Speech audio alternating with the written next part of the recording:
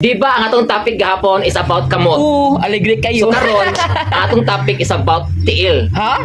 Nasa day sa tiil? Kabantay mo, Unsa man? kung makasugat ganin mo og words nga adunay ped, ang kasabot ana related siya sa tiil. Pag sure ba? Lagi. For example ha, kabantay mo kanang tuwa-tunga sa kalsada gani, di ba na Oo, zebra oo. lines? Ang tawag na is pedestrian. Ay kana. Kaya nga naman, para man na sa moagi, para man na siya sa mulabay nga mga naay Uy tiil. nga, kung ang mulabang, pungkol, nag-crutches na lang siya. Pedestrian gyapon ang tawag ana. Ito Ay, sa adto na lang siya pag-ia sa overpass. kabantay ka ng insekto, kanang uhipan.